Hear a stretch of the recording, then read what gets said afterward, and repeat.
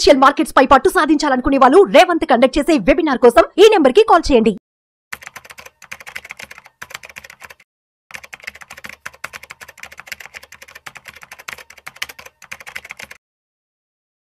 Sir నమస్తే sir Giribabu గారు. నమస్తే అండి sir welcome to Vishnu talks.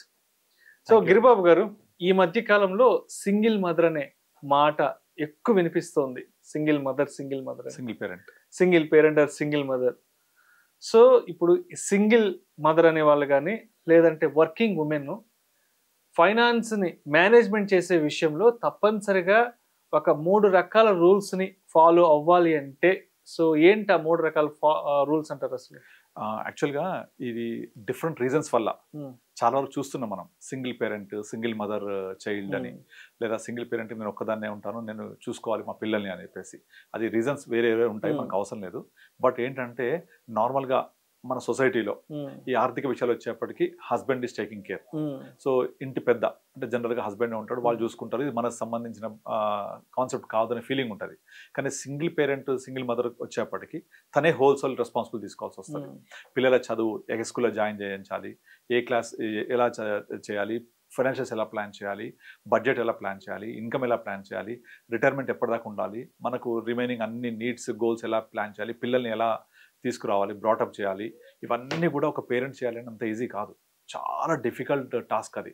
ఇక్కడ ఇంకొకటి ఏంటంటే ఒక్కోసారి పిల్లలు తల్లి మాట విని ఒకవేళ కోఆపరేట్ చేస్తే దట్స్ ఓకే, అదర్వైజ్ ఆరోగెంట్గా మారే అవకాశాలు కూడా ఉంటాయి ఒక్కోసారి. అది కూడా చాలా డిఫరెంట్ టాస్క్. ఎందుకంటే ప్రతిదీ నన్ను కట్ చేస్తున్నావు, ప్రతిదీ నన్ను కంట్రోల్ చేస్తున్నావు, ప్రతిదీ ఇలా చేస్తున్నావు ఫీలింగ్ అవుతుంటుంది. అలా కాకుండా ఒక డిసిప్లిన్గా వెళ్తూ ఉండాలి. డిసిప్లిన్ అంటే for example parent as a మదర్గా తను ఫస్ట్ ఇంప్లిమెంట్ చేయాలి. ఇంప్లిమెంట్ చేస్తూ రోల్ మోడల్ లాగా ఉండాలి పిల్లలకి.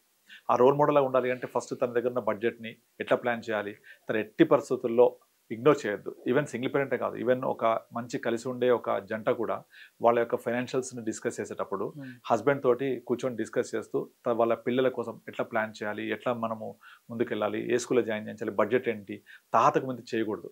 సో మన రిక్వైర్మెంట్, నీడ్, గోల్స్ వీటి ప్రకారంగానే మనం ప్లాన్ చేసుకోవాలి. సో వైఫ్ కంపల్సరీ కూర్చొని హస్బెండ్ తోటి డిస్కస్ చేస్తూ బడ్జెట్ ప్లాన్ చేసుకొని పేపర్ మీద పెట్టి ప్లాన్ చేసుకోవాలి. అన్నిటికంటే ముఖ్యంగా ఏంటంటే ఈ బడ్జెట్ సంబంధించిన కన్వర్జేషన్స్లో వైఫ్ 80% ఇన్వాల్వ్ అవ్వాలి. వైఫ్ని ఇన్వాల్వ్ చేయకుండా డిస్కస్ చేయకూడదు. ఎటువంటి ఫైనాన్షియల్ ప్లానింగ్ అయినా సరే, ఇల్లు కొనడం దగ్గర నుంచి తనకు కావాల్సిన ఒక చిన్న ఐటెం కొనేంత వరకు తనని ఇన్వాల్వ్ చేస్తే తన యొక్క ఇన్పుట్స్ ద్వారా తను కూడా అర్థం చేసుకుంటుంది. ఓకే, మన బడ్జెట్ ఇంత ఉంది, మనకి ఇన్ని కష్టాలు ఉన్నాయి, లేకపోతే ఇంత హ్యాపీనెస్ ఉంది, లేకపోతే మన బడ్జెట్ ఇంత ఉంది, మనకు ఇంత డబ్బులు వస్తున్నాయి, ఇంత డబ్బులు పోతున్నాయి, ఇంత మిగులుతున్నాయి అనేది అర్థమవుతుంది. ఎంత మిగులుతున్నాయి, ఎంత ఖర్చు ఉంది, ఎంత వచ్చినాయని అర్థం చేసుకుంటే వైఫ్ కూడా వృధా ఖర్చులు పోవడానికి అవకాశం ఉండదు. కనుక ఫస్ట్ థింగ్ మీరు అన్న మూడిట్లో ఫస్ట్ థింగ్ ఏంటంటే ఆల్ ఫైనాన్షియల్ కన్వర్జేషన్స్లో వైఫ్ని ఇన్వాల్వ్ చేయాలి. అప్పుడు తను ప్రాపర్గా ఇన్కమింగ్, అవుట్ గోయింగ్, బ్యాలెన్స్ 3 తెలుస్తాయి. అది తెలిసినప్పుడు వృధా ఖర్చులు ఉండవు, ఇద్దరి మధ్య డిస్కషన్స్ ఉండవు, ఇద్దరి మధ్య ఘర్షణ వాడటం కూడా ఏర్పడదు. సో సెకండ్ వచ్చేప్పటికి మహిళ తన యొక్క రోల్ని వంటింటికి పరిమితం చేయకూడదు. అన్ని రకాల ఆర్థిక అంశాల్లో నేర్చుకుంటూ ఉండాలి, తెలుసుకుంటూ ఉండాలి.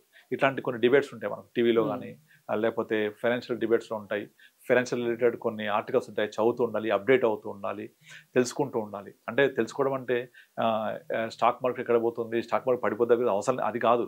అట్లీస్ట్ మనము మన ఫైనాన్షియల్స్ ఫుల్ఫిల్ చేసుకోవాలంటే మన దగ్గర బడ్జెట్ ఎంత, మన దగ్గర సడన్గా ఏదైనా జరిగితే ఆర్థిక భద్రత కోసం మన దగ్గర ఎటువంటి పాలసీలు ఉన్నాయి, ఈ పాలసీల్లో నామినీస్ ఉన్నారా లేదా, ఈ పాలసీని ఎట్లా మనం క్లెయిమ్ చేసుకోవాలి, డబ్బులు ఎలా వస్తాయి, హెల్త్ ఇన్సూరెన్స్ ఉంటే సడన్గా హాస్పిటలైజ్ అయితే ఎవరిని కాంటాక్ట్ అవ్వాలి, ఇలాంటి information at least.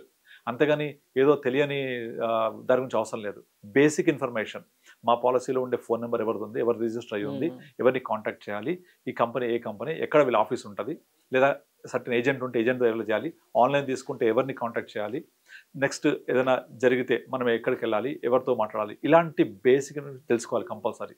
At the same time land కొంటారనుకోండి, ల్యాండ్, స్థలము, పొలము ఇలాంటివన్నీ కొన్నా కూడా అవి ఎవరి దగ్గర కొన్నాము, సో అది ఎక్కడ రిజిస్ట్రేషన్ అయింది, దాని డాక్యుమెంట్స్ ఏంటి, అది లోన్తో తీసుకున్నామా, సొంతగా తీసుకున్నామా, దాంట్లో ఉన్న డీటెయిల్స్ ఏంటి, దానికి ఎప్పటికప్పుడు పన్ను కడుతున్నామా లేదా, ఆ ఇంటికి సంబంధించిన పన్ను, ల్యాండ్ అయితే దాని నాలా ట్యాక్స్ కానీ అది ఎప్పటివరకు ఉంచుకోవాలి, దాన్ని ఎప్పుడు డిస్పోజ్ చేయాలి, ఎంట్రీతో పాటుగా ఎగ్జిట్ కూడా తెలుసుకోవాలి. ఇవన్నీ బేసిక్ థింగ్స్ ఇవన్నీ కూడా.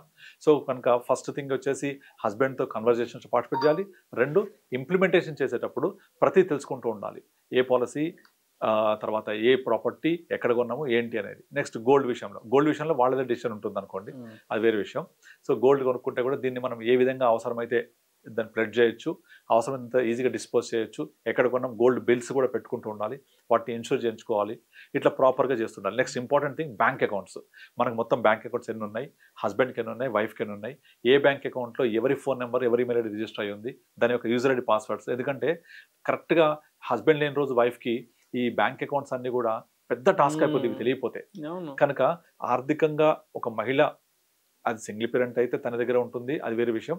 కానీ ఒక హస్బెండ్తో ఉన్నప్పుడు, కలిసి ఉన్నప్పుడు వాళ్ళు ఇవన్నీ బేసిక్ ఆలోచించి చూస్తే చిన్న చిన్న విషయాలు ఇవన్నీ. యూజర్ ఐడి పాస్వర్డ్, ఎవరి ఫోన్ నెంబర్ రిజిస్టర్ అయ్యి ఉంది, ఏ బ్యాంకులలో ఉన్నాయి, మన చెక్ బుక్స్ ఎక్కడెక్కడ ఉన్నాయి, దానికి సంబంధించి ఏటీఎం కార్డ్స్, ఆ ఏటీఎం కార్డ్స్ అన్నిటికీ లిమిట్స్ ఏంటి, మనం ఎంత విత్డ్రా చేస్తున్నాము, ఎంత ఉంది, అసలు బ్యాలెన్స్ ఎంత ఉంది, ఇవన్నీ ఫాలో అవుతూ ఉండాలి, చూసుకుంటూ ఉండాలి. ఏం లేదు, సింపుల్ ఒక బుక్ పెట్టుకొని దాంట్లో ఇన్కమింగ్ ఎంత వచ్చింది, ఆ అకౌంట్ ఎంత పడింది, ఖర్చు ఎంత పోతుంది, ఏమేమి అవుతుంది రాసుకోవడం, అంతే సింపుల్. సో ఇన్సూరెన్స్ పాలసీలో తెలుసుకోవాలి, అలాగే బ్యాంక్ అకౌంట్స్ తెలుసుకోవాలి, అలాగే ల్యాండ్ కొన్నా కూడా ఎక్కడ కొన్నాము, ఎంత కొన్నాము, దాని యొక్క డాక్యుమెంట్స్ ఏంటి, ఇవన్నీ లీగల్గా ఉన్నాయా లేదా, ఎవరి ద్వారా మనం లీగలైజ్ చేయించుకున్నాము, చెక్ చేయించుకున్నాము, ఇవన్నీ తెలిసి ఉండాలి. ఇక అన్నిటికంటే ఇంపార్టెంట్ వచ్చి అప్పుల విషయంలో. ఎవరికైనా ఇచ్చినా తీసుకున్నా, ఇచ్చిన విషయాలలో ఇంకా జాగ్రత్తగా ఉండాలి. ఎవరెవరికి అప్పులు ఇచ్చారు, మా హస్బెండ్ ఎక్కడెక్కడ ఇచ్చారు, వాళ్ళు ఎంత ఇంట్రెస్ట్ ఇస్తారా, హ్యాండ్ లోనా లేకపోతే ఏంటి, వాళ్ళని ఎట్లా కాంటాక్ట్ చేయాలి, ఇవన్నీ కంపల్సరీ తెలుసుకోవాలి. ఎందుకంటే చాలా విషయాలు చూస్తుంటాం మనం. ఏదైనా ప్రాబ్లం జరిగినప్పుడు ఇవన్నీ చాలా పెద్దగా కనిపిస్తాయి. ప్రాబ్లం జరగకపోతే మాట్లాడుకుంటే సిల్లీగా ఉంటాయి. అరే ఆయన చూసుకుంటాడు కదా, యూజర్ ఐడి పాస్వర్డ్ అవసరమా నాకు, అతను చూసుకుంటాడు కదా, మొబైల్లో ఉంటుంది. చాలా మంది ఫింగర్ ప్రింట్ ద్వారా, బయోమెట్రిక్ ద్వారా లాగిన్ అయిపోతుంటారు, పిన్ మర్చిపోతుంటారు, యూజర్ పాస్వర్డ్ గుర్తుండదు. మీరు చాలా మంది చెక్ల మీద సంతకాలు మర్చిపోయారు, ఇప్పుడు చేయట్లేదు, చెక్ బుక్ అంటే ఎక్కడుందో అనే పరిస్థితికి వచ్చేసి. నేనే చాలాసార్లు బ్యాంక్ వెళ్ళి సంతకం పెట్టమంటే సంతకం పెట్టిన ప్రతిసారి అది మిస్ మ్యాచ్ అవుతుంది. సో మన సిగ్నేచర్ అంటే ఒక దగ్గర నోట్ చేసి పెట్టుకోవాలి. ఎప్పుడు 20 ఏళ్ళ క్రితం బ్యాంక్ అకౌంట్ తీసుకుంటాం, ఇప్పుడు ఏదైనా అమౌంట్ విత్డ్రాల్ కోసం పోయి సంతకం పెట్టాలి, అది మిస్ మ్యాచ్ అయిపోతుంది. అసలు వెళ్ళే అవసరం ఉండట్లే కదా బ్యాంక్ కి. అన్ని యాప్స్ వచ్చేసినాయి, గూగుల్ పే వచ్చేసింది, తర్వాత డిజిటల్ వ్యాలెట్స్ వచ్చేసాయి, ప్రతిదీ అక్కడ పేమెంట్ అవుతుంది, బయోమెట్రిక్ ద్వారా ఓపెన్ అయిపోతుంది అన్ని కూడా. సో దీన్ని మనల్ని మోర్ డిజిటల్ చేసిన కొద్దీ ఇవన్నీ సేవ్ చేసుకోవడం చాలా ఇంపార్టెంట్. రేపు పొద్దున ఫోన్ ఓపెన్ చేయాలి అంటే హస్బెండ్ లేని రోజు చాలా కష్టం. సో ఖచ్చితంగా ఫోన్ పాస్వర్డ్ ఏంటి, ఎలా ఓపెన్ చేయాలి, ఇవన్నీ బేసిక్ థింగ్స్. ఈవెన్ ఫోన్లో చాలా సెక్యూరిటీస్ ఉంటాయి, ఎమర్జెన్సీగా ఉంటే ఎవరికి కాంటాక్ట్ చేయాలి, ఇవన్నీ మనం ప్లాన్ చేసుకుంటూ హస్బెండ్ ఇన్వాల్వ్ చేస్తూ లేదా వైఫ్ ఇన్వాల్వ్ చేస్తూ తెలుసుకుంటూ వెళ్తే హ్యాపీ లైఫ్ ఉంటుంది. కానీ నిజంగా చెప్తున్నా కదా, నా దగ్గరికి చాలా మంది వస్తూ ఉంటారు, ఇట్లా ట్రాన్స్మిషన్ అయిన వాళ్ళు కానీ, సింగిల్ పేరెంట్ కానీ, వాళ్ళు చెప్పే ప్రాబ్లమ్స్ అన్ని ఇవే. సో నాకు మా హస్బెండ్ ఎక్కడ పెట్టాలో తెలియదు, నా బ్యాంక్ అకౌంట్ ఉన్నాయా అంటే ఎన్ని బ్యాంక్స్ ఉన్నాయో తెలియదు, ఎక్కడెక్కడ ఉన్నాయో తెలియదు, చెక్ బుక్స్ తెలియదు, ఇన్ఫర్మేషన్ ఎవరు షేర్ చేయరు. ఇన్సూరెన్స్ పాలసీ ఉందంటే దాంట్లో నామినీ ఎవరో తెలియదు, అసలు ఉందా తెలియదు, కడుతున్నారా తెలియదు. సో ఇవన్నీ మనం ప్రాపర్గా చేసుకొని వైఫ్ని ఇన్వాల్వ్ చేస్తూ ఉండాలి. సో ఇవన్నీ money rules for women.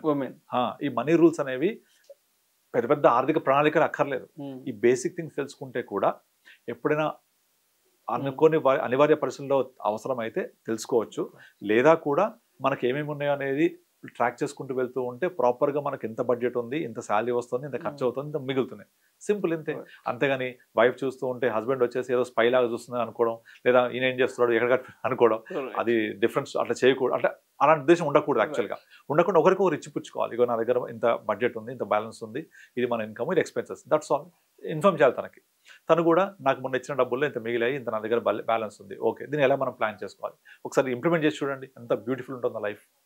So కనుక ప్రతి ఒక్క వైఫ్ ఫైనాన్షియల్లో ఇన్వాల్వ్ అవుతూ డిస్కస్ చేస్తూ దాన్ని మొత్తం ప్రణాళిక వేసుకొని ముందుకెళ్తే హ్యాపీగా ఎటువంటి పెద్ద గోల్స్ అయినా అచీవ్ అవ్వచ్చు. మనం చాలా మంది చూస్తూ ఉంటాం. ఎప్పుడు జరుగుద్ది అంటే ఇది ఒక 50 years తర్వాత వైఫ్ అండ్ హస్బెండ్ బాగా క్లోజ్ అయిపోయి అక్కడ నుంచి ప్లాన్ చేస్తారు. కానీ అప్పటికి చాలా స్టోరీ అయిపోతుంది. ముందు నుంచే కనుక ఇది ప్లాన్ చేసుకుంటే చాలా బెటర్గా ఉంటుంది ఇంకా. సో ఇప్పుడు రిటైర్మెంట్ అయిన తర్వాత ఆటోమేటిక్గా రిటైర్మెంట్ అయిన తర్వాత మొత్తం అంతా కీ వైఫ్ దగ్గర ఉంటుంది, దట్స్ అ డిఫరెంట్ స్టోరీ. కానీ అదేదో ముందు నుంచి ఉండి కలిసి ప్లాన్ చేస్తే ఇంకా బెటర్గా ఫైనాన్షియల్స్ మనకు ఎస్టాబ్లిష్ అవుతాయి, బెటర్ ఇండిపెండెన్స్ ఆఫ్ ఫైనాన్షియల్ దొరుకుతుంది. సో బెటర్గా ఉంటుంది. అందుకే ఇవన్నీ ఏంటంటే ఆలోచిస్తే సిల్లీ థింగ్స్ ఇంప్లిమెంట్ చేస్తే చాలా పెద్ద విషయాలు ఇవి. Thank you sir, thank you so much. Thank you అండి.